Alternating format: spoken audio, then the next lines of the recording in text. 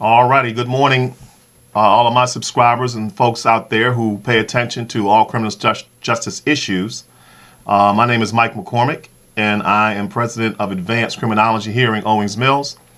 And today is January 19th, 2018, and I'm talking to you at approximately 10:34 a.m. If you didn't know it, most local folks knew it, but nationally folks will know it probably by tonight's evening news, that Commissioner Davis was fired this morning by the Baltimore City Mayor,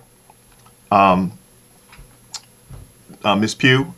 And as a result of his firing, a deputy commissioner will take his place, and his name is Daryl D'Souza. Commissioner D'Souza is a 30-year veteran of the police department. So he comes from within, and he's worked his way up through the ranks, from just an average street officer all the way up to now commissioner. Baltimore will have its 40th commissioner, and in the last 20 years, I believe this will probably be the 12th commissioner, somewhere around there. In the last 20 years, probably the 12th commissioner. So, if you guys remember, Mr. Mike kind of called this one last Friday. As a matter of fact, it was January 12th, 2018, approximately at 1:16 p.m. We put out a video, and I outlined in the video succinctly and elucidly why Commissioner Davis would have to step down. It was just too much for someone who had never had big city policing experience to have to handle at one time. It's one thing to have to handle a high crime rate. It's another to have to handle internal problems. And this is why when I talk to you all about criminal justice issues, that when you get to the academic level, you start learning about external and internal implosions, if you will, of a police department and how and why it happens. And so, you know, I kind of knew it. You know, the folks I had been talking to in the field, you know, we share ideas. I mean, you know, they had speculated the same thing that I did. They just don't have a criminal justice channel like I do. But yeah, I mean, the writing was on the wall for Commissioner Davis. So I'm going to recap the issues since the time that he had come on board in 2015. And for those of you who didn't see the last video, and you need to go back and kind of take a look at that video as well. And that way you can kind of see how and why the commissioner ended up losing his job today. Okay, so let's get started.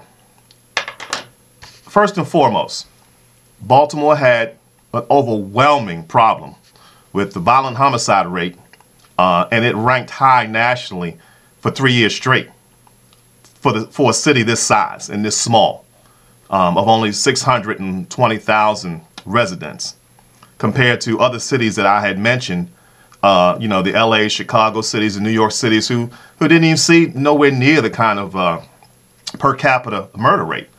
And so that was, you know, one dagger that was sitting on the wall that the commissioner, he had to overcome that. And he just couldn't overcome it because it had been brewing kind of when he stepped in the new other commissioner's Batts' shoes to take over back in 2015. So he was already climbing up an insurmountable wall, you know, I believe, particularly because he didn't have any experience. And I will tell you, you can be prepared academically all you want, but if you really don't have the experience to match that particular job description, you're always going to have a problem, particularly when you're talking about public safety. Public safety is not like another job where you can kind of sit around and wait and really study the craft of a particular occupation. And it may take 3, 4, 5 years to master that particular occupation, even though you have the academic prowess to do it. But policing and public safety, those things have to be handled immediately. They have to be handled, you know, and exigently. And emergency situations are going to arise every single day in major cities, and you have to be prepared and ready to roll with the situation as soon as you step in the shoes of a police commissioner in any major city. So let's go down a list of things why. Number one, Detective Sean sued a murder. Now, the mayor says that wasn't really a consideration. That's what she wants to say. But I will tell you that was a major consideration. That, in fact, really would be the straw, again, that broke the camel's back and the demise of the commissioner, simply because in that investigation, what we kind of found out and are now finding out is that the mayor really wasn't getting all of the details in reference to the Suter investigation. And so, she's not going to come out and say, with any certainty about anything, but she alluded to the fact that she needed to have more information about that investigation, simply because, let's face it, the wife is asking her. She's got contact with the wife every day, and the wife is pressing her. What's going on? What's going on in my husband's case? And she can't give any answers because the police department can't give her any answers. Okay, so when you look at that it happened November 15th, and then here we are now, January 19th, well over 2 months, no arrests, no suspects. But yet, if you go back and listen to the media interviews with the commissioner on several occasions, he always would say that, well, we're getting closer. Well, we're taking up, we're investigating leads. We have information where we can identify a suspect. But yet when you say these types of words and you put in the context that you put it in, basically you're saying that you have enough information to effect an arrest. Arrest is forthcoming. And that's what the people believe when they hear you say this on national TV, as well as your boss, the mayor. And that just wasn't the case. The other thing is that, and I told you guys this the other time, that the importance of releasing the tapes. Now, the mayor says she saw some of the tapes. She said the tape was kind of grainy. She wouldn't go into any more detail. And yet, we have yet to see the tapes. And so it's going to be up to Commissioner D'Souza, the new commissioner now, to put this thing in focus. Because as much as, we want someone new to man the helm of the ship, unfortunately, you can't take care of new business until you take care of old business. And old business is the death of that officer. So, that was one that just, he was never going to overcome that. 2, the gun squad RICO corruption case. Unbelievable. This went on during his watch. He had no idea what was going on. He had no idea that the feds were even investigating. You cannot be a commissioner in a major city and not know what the hell's going on with internally with your department and your men. 3rd, the planting evidence on people who are innocent. That was never going to be overcome. You already have an image problem in the city based upon the reports by the Department of Justice. And here you are, you have officers out there planting evidence. You have officers restaging evidence with the use of a body cam, which, when the local attorney found out, Marilyn Mosby, that this was going on, she couldn't believe it. So she was like, well, wait a minute. We can't have this going on. You can't rearrange evidence and then take a film of it. Even if you thought you were doing right. Again, I said there was a general order where officers can't do that. They just have to film the way it is. And if you forget to film it, just tell somebody you forgot to film it. Sometimes officers, they can be their own worst enemy in some of the things that they do. So, that was a problem. And I just said withholding, evidence in the Suter case. The homicide rate, 343. Okay, 343. Over 300, over 320, over 330 homicides every year. Every single year. 15, 16, and 17. Okay? So that was, again, that was an issue. Sergeant Mason, D.C. police officer who was executed 12 days before Detective Suter was executed. Again, no suspects, no arrest. Okay, the commissioner had no answers for this. Trust me, the D.C. police commissioner was probably calling this commissioner every week or every day, wanting to know, can we help out? Do you want us to send some help over there, some detectives over there to help out in this investigation? And, because he has to respond to the members of his department as well as Sergeant Mason's family. So, you know, again, these things are just mounting and mounting and mounting. The city's image had been tarnished since 2015, since the riots, because of the several incidences that happened. When those incidences happened, they diminished the quality of life in the city, and they diminished the prospects for business, commerce, economics, and industry to want to do business with Baltimore. And so some of the speculation is that Amazon didn't even put Baltimore on the short list of places where they wanted to relocate on the eastern seaboard of the country. They already have a West Coast headquarters, but they want to do HQ2 is what they call it, on the East Coast. So, you know, Baltimore was out of that running.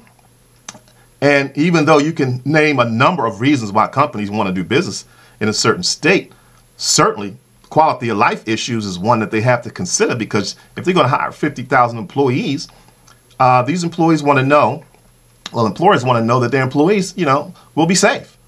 And it's a huge factor, you know. Again, we don't know whether that was a factor, but we certainly know that the national discussion on Baltimore always tops with violence. This city has been associated with violence. And folks, once they hear it, they don't forget it. So, you know, that was not necessarily a reason for his firing. All the other reasons I've named, they were. There were two major cases that got solved not by the city police department. They got solved by the FBI and with the assistance of the U.S. Attorney's Office in Baltimore. And so, you know, why couldn't the local officers do this work? What was precluding them from to do this work and solve these cases? I remember the cases, and so, you know, you ask the police department to handle their own business, and it seems like when big cases come along, they can't handle them. They just can't solve these kinds of cases. Now, I will tell you that prior to Catherine Pugh's takeover the mayor's office, and prior to Commissioner Davis getting here, Baltimore had already been sued by folks who were brutalized by the police department, you know, close to $15 million. Now, those bills have been paid. Now, you have a whole set of new bills that have to be paid for illegal arrest in this city. And we're talking about hundreds of people who were illegally arrested. And then you're talking about the gun squad case, you know, where people were incarcerated as a result of the officers' bad behavior, criminal behavior. And so those are lawsuits that will be pending in this city. And so that's more millions of dollars that the mayor's office is going to have to sit down and settle. Okay, all of this stuff is happening under Commissioner Davis's watch.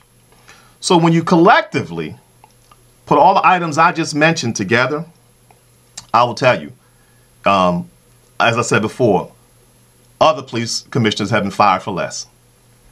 Now, the new commissioner, Darryl D'Souza, again, I don't know too much about Commissioner D'Souza. You know I will find out about his career and talk about some initiatives that he plans on doing to make the city a safer place to be in and to come and visit.